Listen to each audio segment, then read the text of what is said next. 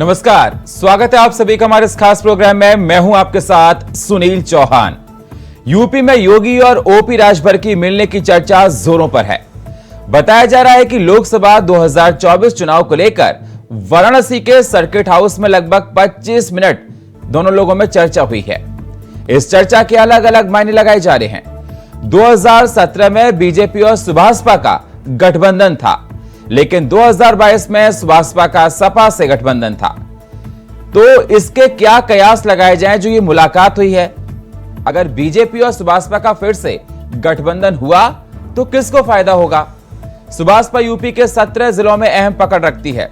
इसी पर करेंगे चर्चा, लेकिन सबसे पहले ये रिपोर्ट।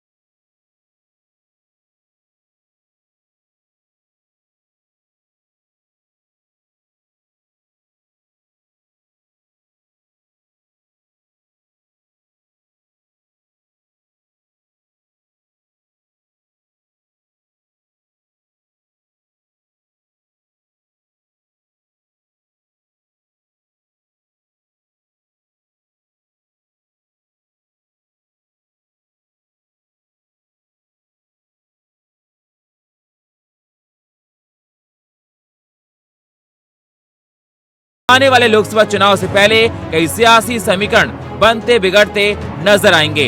बीजेपी अपने साथ छोटे दलों को जोड़ने की भरपूर कोशिश करेगी। अखिलेश के साथ विधानसभा के चुनावी मैदान में राजभर ने दमखम दिखाया था तो बीजेपी के खिलाफ जमकर जहर उगला था। हालांकि सियासत के खेल में नेताओं का बदलना आम है। सुभाषपा इससे पहले भी बीजेपी के साथ रह चुकी है। योगी के पहले कार्यकाल में ओम प्रकाश राजभर सरकार में मंत्री भी थे। हालांकि हालिया विधानसभा चुनाव में सुभाषपा ने सपा के साथ मिलकर लड़ा था और अच्छा प्रदर्शन किया था, लेकिन चुनाव के बाद अखिलेश से राजभर के संबंध ठीक नहीं रहे। बाद में सपा ने चिट्ठी जारी कर सुभाषपा को गठबंधन से आजाद कर दिया। राजभर समाज यूपी में अपनी अच्छी पकड़ रखता है। पूर्वांचल के गाजीपुर, आजमगढ़, मऊ और बलिया में राजभर की अच्छी खासी पैठ है। ऐसे में बीजेपी को भी अगर समझौता का मौका मिलेगा तो चुनाव से पहले वह सुलह का कोई कसर नहीं छोड़ना चाहेगी। वहीं ओपी राजभर ने साफ कहा कि उनकी कोई मुलाकात इस पर नहीं हुई। हमारा कार्यक्रम भदोही में निर्धारित रहा है। हम यहाँ जो आए थे इस उद्देश्य की, क्योंकि मुझे 150 किलोमीटर रसड़ा से चल के आने से हमको आज 600 किलोमीटर दूरी तय करनी पड़ती।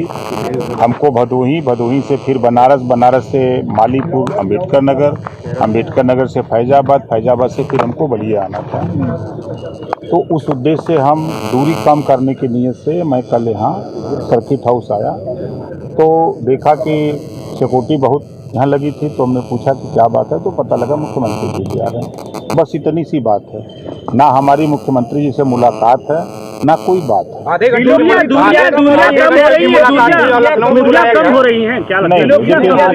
नहीं, देखिए जो आप लोग बता रहे हैं इसमें एक पैसे की भी सच्चाई नहीं है। हमारी उनकी मुलाकात ही नहीं हुई तो फिर आधे घंटे या 10 मिनट की बात का कहा जाए? नहीं, देखिए हम कोई भी बात आप लोगों के सामने बोलते हैं ना तो वो सही बोलते हैं, हम झूठ नहीं बोलते।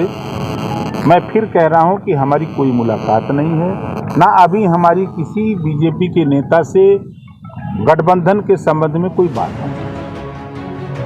वहीं इस पर परिवहन मंत्री दयाशंकर ने कहा, ओम प्रकाश राजभर के आने से 200% फायदा होगा बीजेपी को भी और ओम प्रकाश राजभर को भी। लोकसभा 2024 को जीतने के लिए हर पार्टी अपने तरकश के तीर हर दिशा में फेंक रही है। अब देखना होगा कि अगर बीजेपी और सुभाषपा का गठबंधन होता है या नहीं। हालांकि इसको लेकर अटकलों का बाजार अभी तो गर्म है। अगर गठबंधन हुआ तो अखिलेश के लिए कितनी बड़ी चुनौती होगा और बीजेपी और सुभाषपा में किसको फायदा होगा। Bureau report, India voice, Lucknow.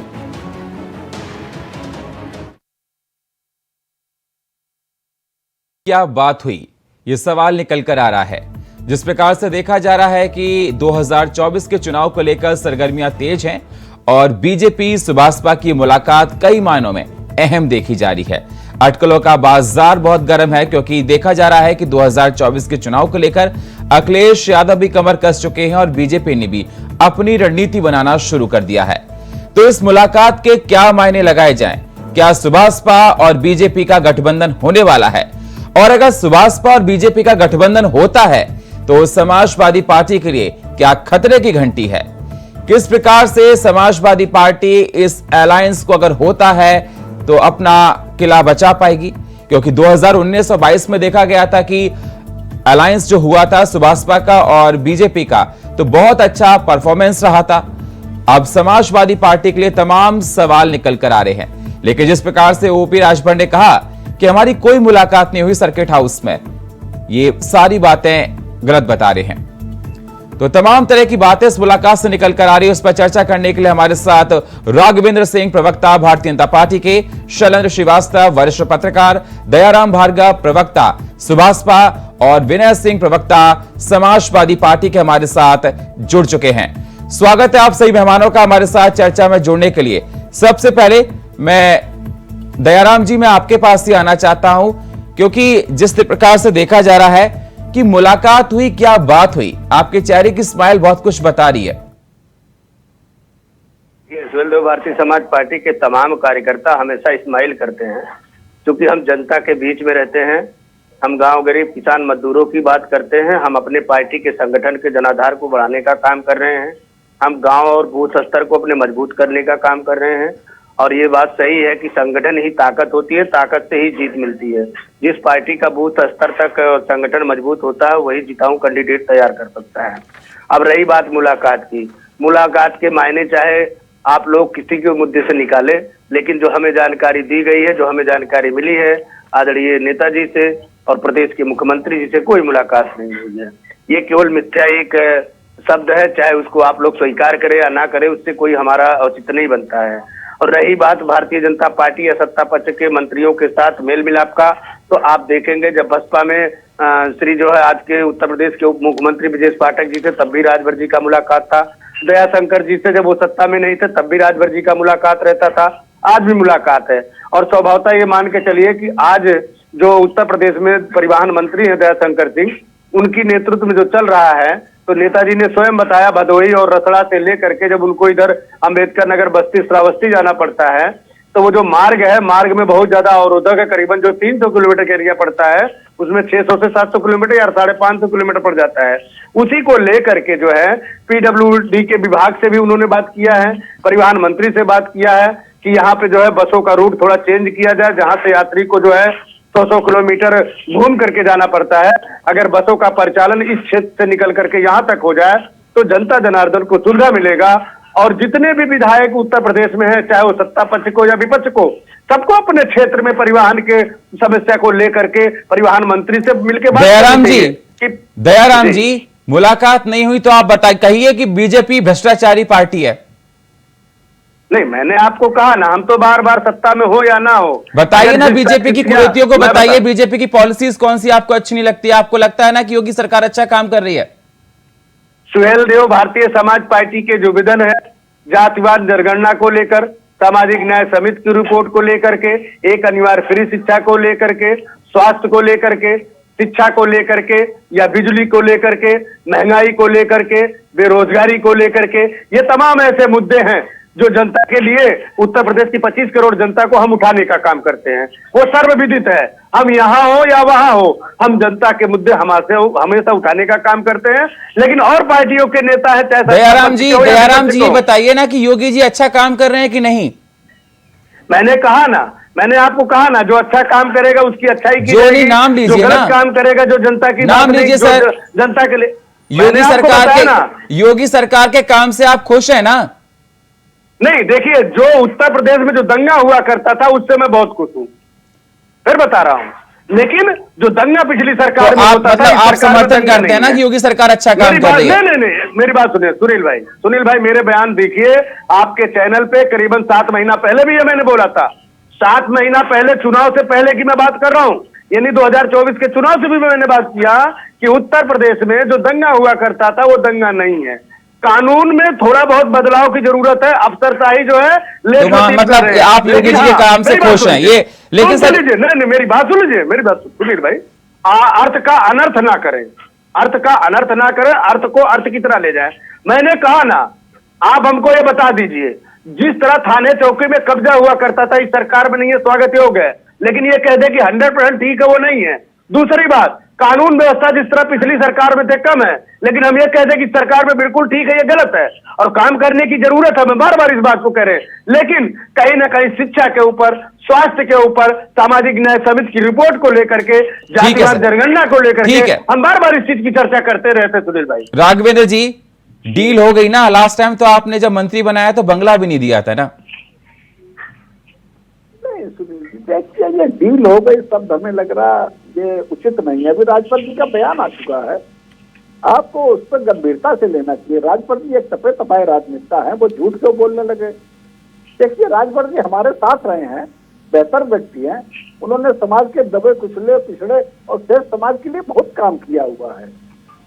अगर वो भारतीय जनता पार्टी के साथ आते हैं, वैसे तो अभी ऐसी कोई संभावना नहीं है, अगर एनडीए के घटक बनता है तो निश्चित रूप से एनडीए को ताकत मिलेगी और राजभर जी को समाज में काम करने का एक मौका मिलेगा। देखिए, हमारा हर उस पार्टी का स्वागत है जो हमारी विचारधारा, हमारी विकासवादी सोच के साथ आना चाहता है। हम हर उस व्यक्ति के साथ है जिसकी सोच हमारा सबका साथ सबका विकास में है जी। 2024 को देखते हुए हमारा लक्ष्य मिशन 80 का है। हमारी 5.5 दर्जन सांसद है उत्तर प्रदेश में और शेष विपक्ष है कहाँ आज की तारीख में। हम लोग जो 13-14 सांसद जो कम है उनको हम लोग पूरी करने के लिए पूरी ईमानदारी से प्रयास कर रहे हैं। हम लोग अगर राजभर जी हमारे साथ आते हैं तो स्वागत है, अगर अन्य किसी राजनीतिक दल के साथ जाते हैं तो भी स्वागत है। राजभर जी कोई खराब व्यक्ति नहीं है, राजनीतिक क्षेत्र में उन्होंने बहुत मेहनत की हुई है। राजनीतिक क्षेत्र में सिर्फ भारतीय जनता पार्टी नहीं, वक्त में भी कई ऐसे राजनेता हैं जिन्होंने अथक परिश्रम से अपना जो है मुकाम हासिल किया है। अगर वो भारतीय जनता पार्टी के साथ, मैं सुनील जी फिर कहना चाहता हूँ, अगर वो आते हैं तो निश्चित भारतीय जनता पार्टी एनडीए गठबंधन को बल मिले। ठीक है, विनय जी हमारे साथ जुड़े हैं, प्रवक्ता हैं समाजवादी पार्टी के। विनय जी, 2 दिल मिल रहे हैं मगर चुपके चुपके, ये गाना तो आपने सुना होगा ना? देखिए सुनील जी, एक गाना कैसा महसूस हो रहा है आपको? मैं बता तो रहा हूँ, एक गाना आपने और सुना होगा।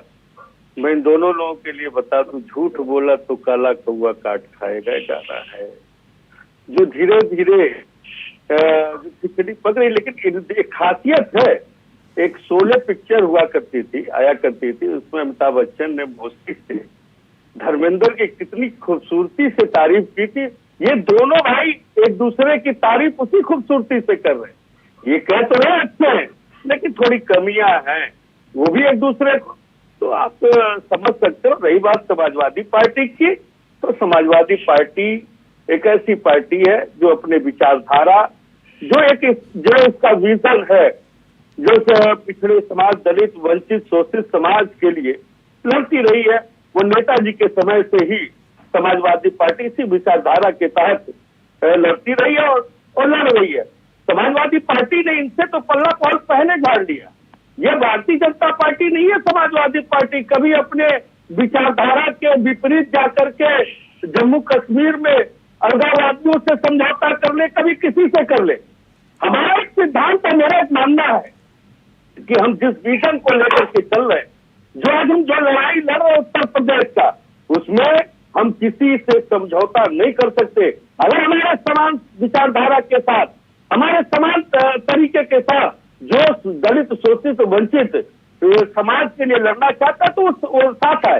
इसी चीज को लेकर के हम राजभर जी से समझौता किए थे। कहीं न कहीं हमें लगा कि यह जो केवल एक फोटो है, ये केवल कहानी है, जयराम जी, यह हकीकत में लड़ाई लड़ते ही नहीं है। ये तो केवल सत्ता के नजदीक जाने के लिए ऐसे लोगों का सौदा करते हैं, जैसे निषाद पार्टी। मैं जिस प्रकार से आपने सुना विनय जी बोल रहे हैं और आप राघवेंद्र जी और दयाराम जी को बोल रहे हैं कि झूठ बोले कौआ काटे।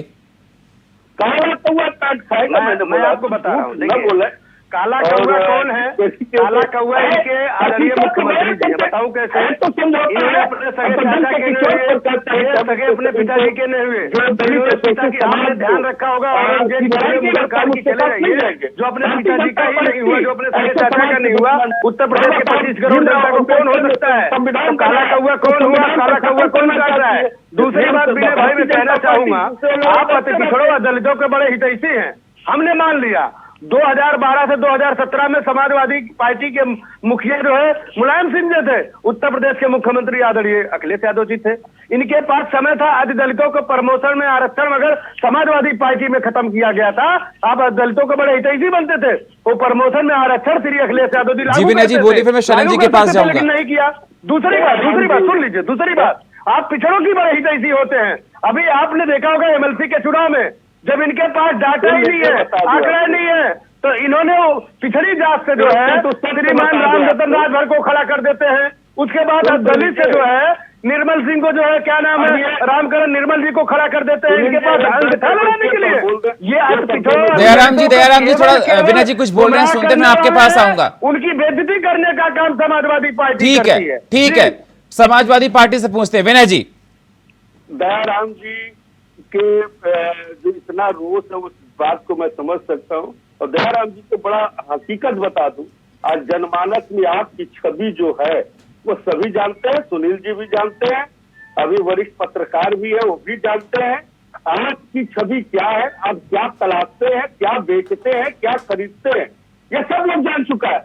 आप एक समाज को बेचने का काम करते हैं, आपकी इमेज आज समाज में नहीं रह चुकी है, इसीलिए समाजवादी पार्टी ने आपसे समाजवादी पार्टी की सरकार में विनय भाई आपके लोग हर जगह यादव बिरादरी के लोग हुआ करते थे, वहाँ न कश्यप मिलेगा, न बंजारा मिलेगा, न महरिया मिलेगा, अर्क मिलेगा, न कनार मिलेगा।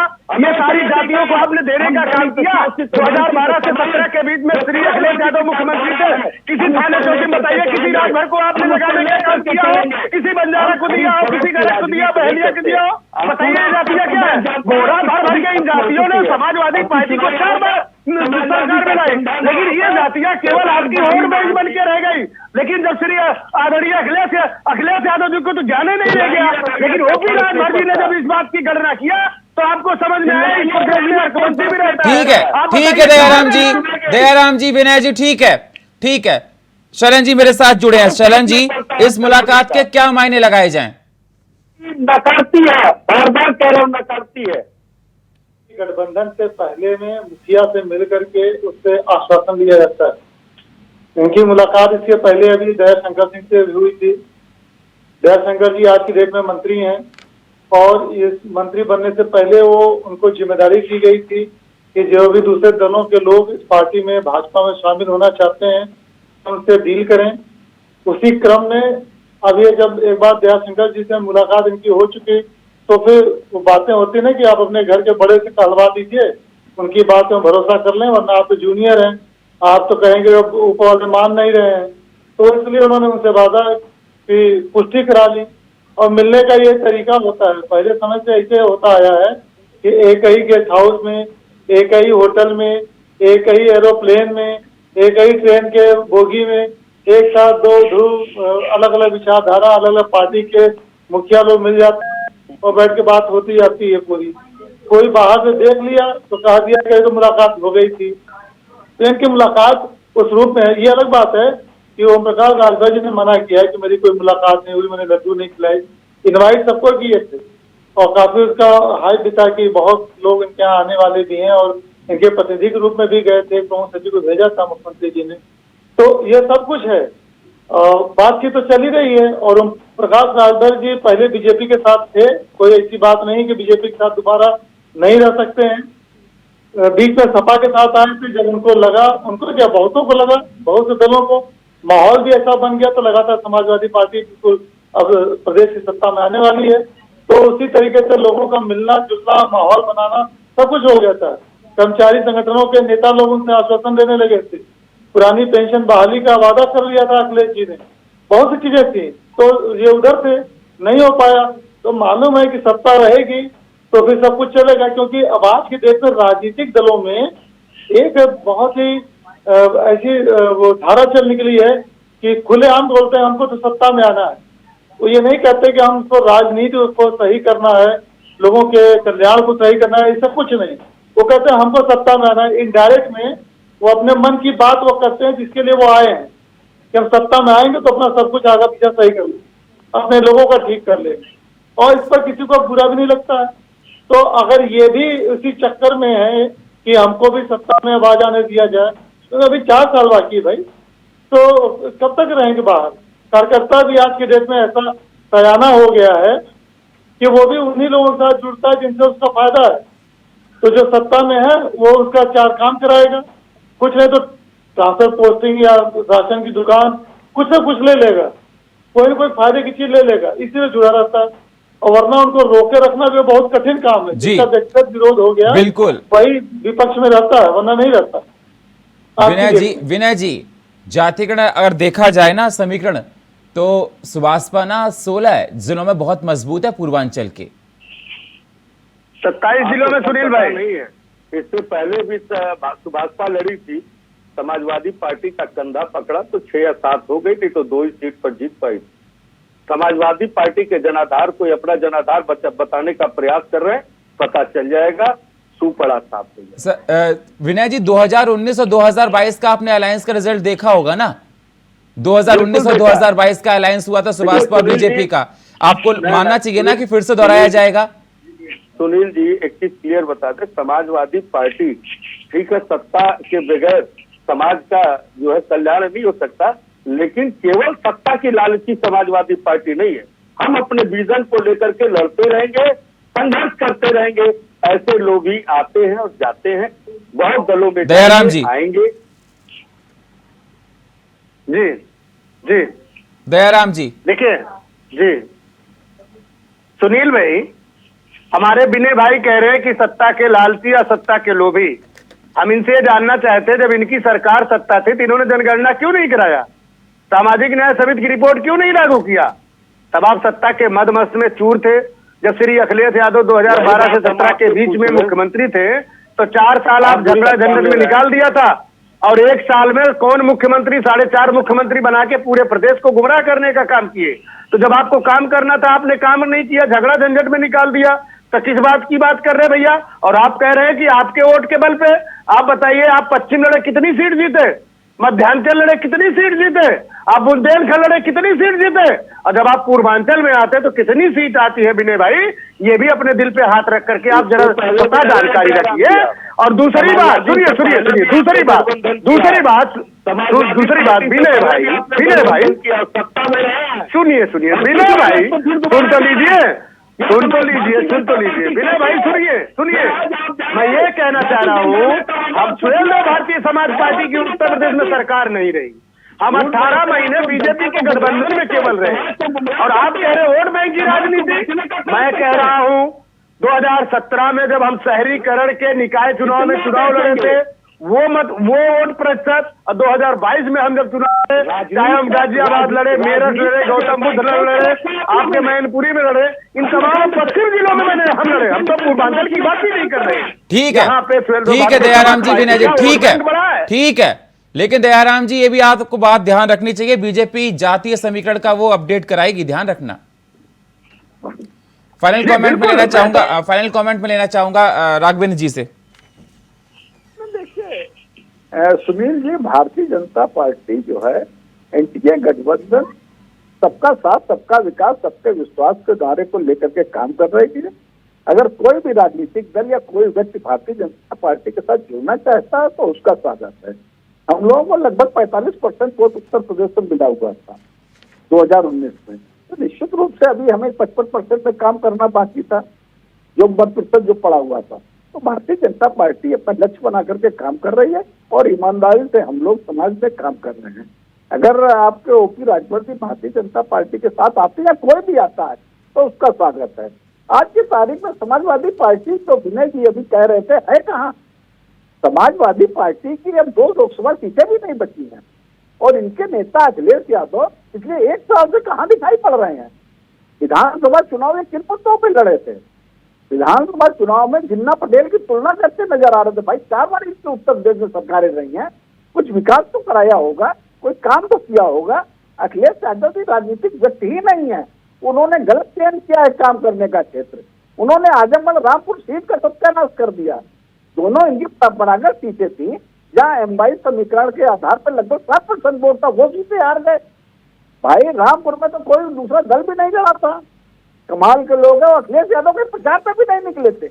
वास्तव में समाजवादी पार्टी के जो काज का हाड़ी जो चढ़ना था वो 4 बार चढ़ चुका है। अब समाजवादी पार्टी जो समाप्ति की ओर है। आज की तारीख में भारतीय जनता पार्टी एनडीए गठबंधन 303 लोकसभा सीटों के साथ देश में सरकार चला रहा है और पश्चिम इनकम्बेंसी के साथ 25 सीटों बढ़ करके हमको मिली हुई थी 19 की तुलना में। और निश्चित रूप बहुत बहुत शुक्रिया आप सही मेहमानों का हमारे साथ चर्चा में जुड़ने के लिए। राघवेंद्र जी आपका, शलन जी आपका, दयाराम जी आपका और विनय जी आपका। लेकिन कयास लगातार सभी के जारी हैं कि इस मुलाकात का अर्थ क्या लगाया जाए, जो मुलाकात हुई है। लेकिन अगर देखा जाए सुभाषपा मंद मंद मुस्कुरा रही है लेकिन बात खुलकर नहीं कह रही, और बीजेपी का कहना है कि अगर कोई आता है तो हम स्वागत करते हैं। ये चुनौती क्या समाजवादी पार्टी के लिए आने वाले लोकसभा चुनाव बनेगी, ये देखने वाली बात होगी। और फिलहाल हमारे इस खास प्रोग्राम में इतना ही। बाकी खबरों के लिए आप बने रहिए इंडिया वॉइस के साथ। तब तक के लिए नमस्कार।